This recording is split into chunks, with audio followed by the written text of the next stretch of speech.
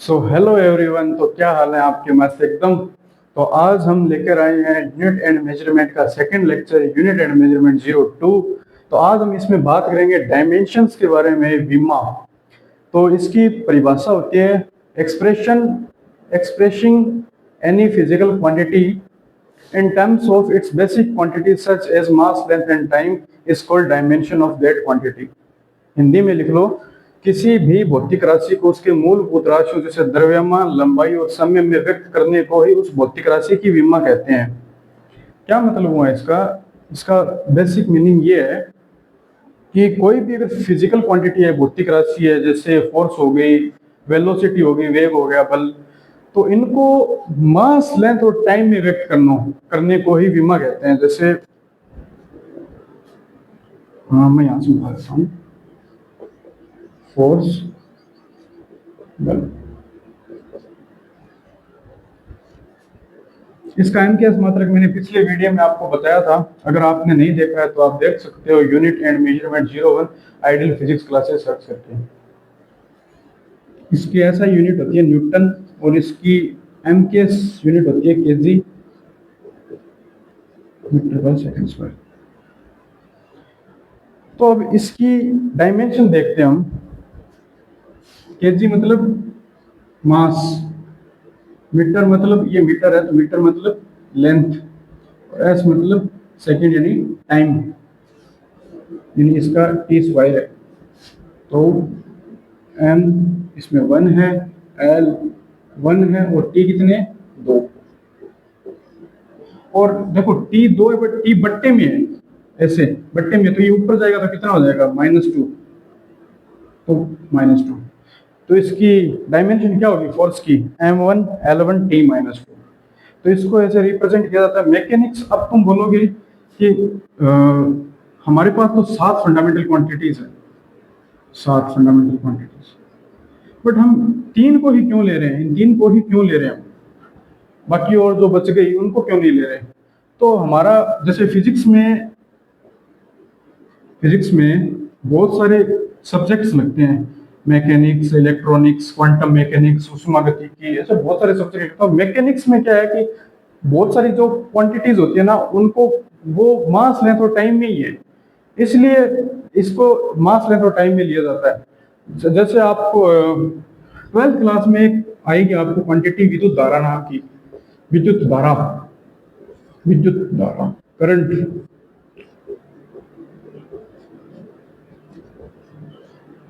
तो अगर मैं इसको बोलूं क्या इसकी डायमेंशन लिखो, तो इसको ऐसे लिखना पड़ेगा, m0 l0 t0 i1। आई यहाँ पे विद्युत धारा को शो कर रहा है, आई करंट का सिंबल होता है। तो अब ये विद्युत धारा जो है ना तो एम पे डिपेंड करती है, ना लेंथ पे, ना टी पे, किसी पे डिपेंड नहीं करती। तो आई आई इसका सिंबल होता है, इसलिए अभी देख लो इसकी डायमेंशन ये है। ये विद्युत धारा भी फंडामेंटल क्वांटिटी ही है, इसलिए ये किसी पे डिपेंड भी नहीं कर रही, ना तो मास पे, ना लेंथ पे, ना टी पे, टाइम पे। तो अब देख लेते हैं कुछ भौतिक राशियों की विमाएं। यहाँ पे मैंने कुछ भौतिक राशियों की विमाएं लिख दी है। डिस्टेंस, दूरी, या डिस्प्लेसमेंट, विस्थापन। इन दोनों को वैसे कह सकते हैं और वैसे नहीं कह सकते। ये डिस्टेंस जो दूरी होती है, ये होती है अदिश राशि, स्केलर क्वांटिटी, और जो ये विस्थापन होता है, डिस्प्लेसमेंट, ये होता है वेक्टर क्वांटिटी। इसके हम आगे आने वाले वीडियोस में बात करेंगे कि ये स्केलर कैसे है, ये वेक्टर कैसे है। अभी बस एक बार इसको देख लो कि वैसे एक बार सेम ही है, इनकी दोनों की यूनिट भी है वो मीटर होती है, और इनकी डायमेंशन भी सेम होती है। वैसे एक ही है, बट बस इनमें फर्क किसका है? स्केलर का और वेक्टर का। इसी तरह ये स्पीड और वेलोसिटी है। स्पीड स्केलर क्वांटिटी है और वेलोसिटी वेक्टर क्वांटिटी है। बस इनमें भी सिर्फ स्केलर और वेक्टर का फर्क है, बाकी इनकी यूनिट भी सेम है और डायमेंशन भी सेम है। इनको याद मत रखना, रटना मत, समझना है, निकालना आना चाहिए कि देखो कैसे निकालते हैं। डिस्टेंस यानी दूरी एक प्रकार से लेंथ ही होती है, तो लेंथ, इनमें मास का या टाइम का कोई रोल नहीं होता, सिर्फ और सिर्फ लेंथ, तो लेंथ ही हो गया। m0 है, t भी 0 है, l 1 है। तो किसी भी मतलब कोई भी चीज है उसकी अगर पावर 0 है तो उसका मतलब क्या हो गया 1। तो हमने यहाँ पे 1 लिखने की जरूरत है नहीं। और कि कोई भी अगर किसी की भी अगर पावर 1 है तो हम इसको क्या लिख सकते हैं, सीधा सीधा जो है वही लिख सकते हैं, कोई दिक्कत नहीं है। तो इसीलिए M0 T0 को हटा दिया, L1 हो गया, ये लिख दिया। ये एक प्रकार से लेंथ, इनमें मास और टाइम का कोई रोल नहीं है। ऐसी स्पीड, इसका ये इसके फॉर्मूले हैं।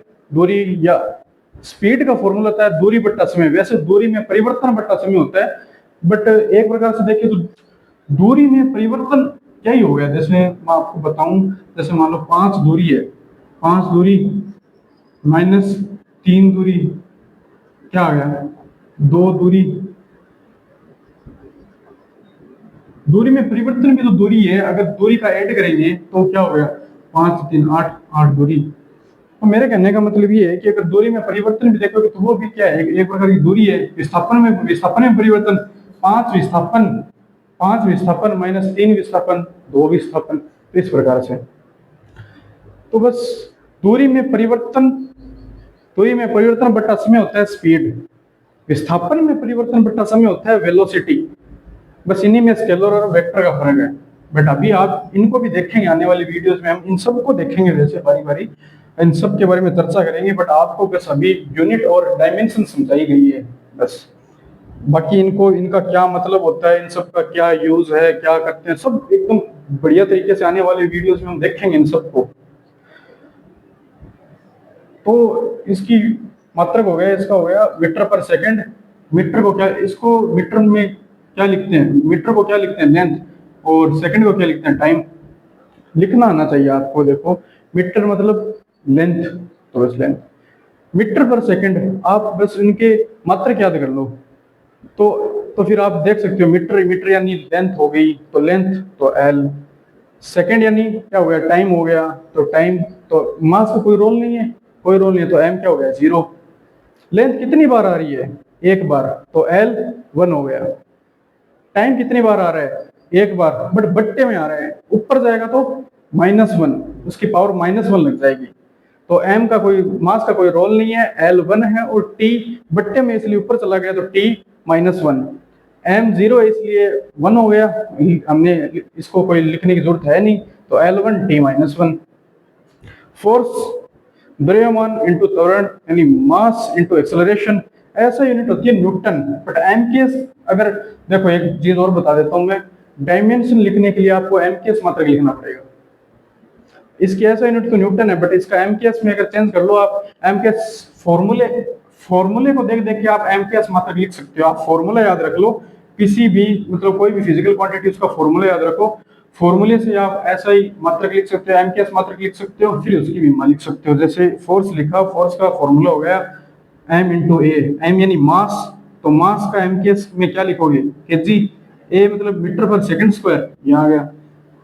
इसकी डायमेंशन देख लो, केजी यानी मास, एम तो m1, मीटर यानी लेंथ तो l1, और सेकंड यानी टाइम, टाइम की पावर कितनी है 2, ऊपर जाएगी तो -2। इसलिए वर्क, कार्य, एनर्जी, ये दोनों भी वैसे अलग अलग चीज हैं, इनको हम देखेंगे कि किया गया कार्य कैसे ऊर्जा में सेव हो जाता है। तो ये आने वाली वीडियोस में देखेंगे। बट अभी आप देख लो, वर्क और एनर्जी का मात्रक, डायमेंशंस, ये सब सेम होती है। वर्क, एनर्जी, इनका मात्रक हो गया, इसकी ऐसा यूनिट होती है जूल, जिसको इसका सिंबल है जे। बल इंटू विस्थापन, ये इसका फॉर्मूला होता है, फोर्स इंटू डिस्प्लेसमेंट। एम के मात्रक होता है बल। देखो बल पहले इसका बल का लिख लो, Hg इंटू मीटर पर सेकंड स्क्वायर, फिर विस्थापन का लिख लो मीटर, विस्थापन का मीटर ही होता है। और बल का क्या हो गया, Kg इंटू मीटर पर सेकंड स्क्वायर, ये वाला उतार दिया पूरा का पूरा, फिर विस्थापन का मीटर हो गया। डायमेंशन लिख दो, m1 l, देखो मीटर स्क्वायर हो गया ना, m into M metre square, तो l2 हो गया। सेकंड स्क्वायर है तो t-2 ऊपर गया तो t-2 हो गया। ऐसे पावर, शक्ति, कार्य बट्टा समय यानी कार्य के करने की दर। शक्ति बेसिकली आप किसको बोलोगे, शक्ति का मतलब या पावर किसको बोलोगे कि मैं कितने समय में कितना काम कर रहा हूं। भाई किसी, जैसे मान लो कोई 2 बंदे हैं, एक बंदा 2 सेकंड में इतना काम कर रहा है, और एक बंदा 2 सेकंड में इतना काम कर रहा है, किसकी शक्ति ज्यादा होगी? जो कम टाइम में ज्यादा काम कर रहा है। समझ गए? यानी कार्य करने की दर, इसको भी देखेंगे आने वाली वीडियोस में, इन सबको देखेंगे, बट आप समझ सकते हो कि जो समय तो कम ले और कार्य ज्यादा करे, वो उसकी शक्ति बताता है। पावर का फॉर्मूला हो गया कार्य बटा समय, उसकी ऐसा यूनिट हो गई जूल पर सेकंड। एमकेएस में लिखोगे तो ऐसे लिखना पड़ेगा, पहले आप कार्य मतलब इसको ऐसे लिख सकते हो, केजी मीटर स्क्वायर पर सेकंड स्क्वायर इंटू 1/सेकंड। डायमेंशंस m1 l2 t-3, देखो केजी एक ही है यानी m1, मीटर स्क्वायर यानी l2, सेकंड क्यूब आ गया तो t-3। मोमेंटम संवेग, द्रव्यमान इंटू वेग यानी मास इंटू वेलोसिटी, इसको केजी का क्या हो गया, सॉरी मास का क्या हो गया केजी, वेलोसिटी का क्या हो गया मीटर पर सेकंड। तो मास कितना एक है, तो m1 मीटर यानी लेंथ, l1 सेकंड, ऊपर गया t-1। इसी तरह इंपल्स आवेग, फोर्स इंटू टाइम इंटरवल, बल इंटू समय अंतराल, केजी इंटू मीटर पर सेकंड स्क्वायर, ऐसा यूनिट ये होती है न्यूटन इंटू सेकंड। एमकेएस में लिखोगे केजी इंटू मीटर पर सेकंड स्क्वायर मल्टीप्लाई सेकंड, देख लो फिर ये सेकंड से सेकंड कैंसिल हो जाएगा, ये एस ए कैंसिल हो गया, केजी मीटर पर सेकंड, m1 l1 t-1। मैं एक चीज बता देता हूँ, देख लो आप, जिनकी अगर जो कोई भी अगर फिजिकल क्वांटिटी है, अगर उनकी यूनिट सेम है तो उनकी डायमेंशन भी सेम होगी। तो यहाँ पे आप देख सकते हो एग्जांपल संवेग, संवेग में देख लो इनकी यूनिट्स तो सेम आई है, केजी मीटर पर सेकंड, यहाँ पे देख लो केजी मीटर पर सेकंड, तो इनकी डायमेंशन भी सेम है। विस्थापन में, दूरी और विस्थापन में देख सकते हो मीटर यूनिट सेम है, डायमेंशन भी सेम है। स्पीड, वेलोसिटी, इनकी भी यूनिट सेम है, मीटर पर सेकंड, डायमेंशन भी सेम है। यानी कोई भी फिजिकल क्वांटिटी जिसकी यूनिट सेम है उसकी डायमेंशन भी सेम होगी। बहुत सारी ऐसी क्वांटिटी है जिनकी कोई भी डायमेंशन नहीं है, जैसे एक्सपोनेंशियल जो भी टर्म्स होती है, एक्सपोनेंशियल, चलो इसको बोर्ड पे बाद में लिख देता हूँ आपको।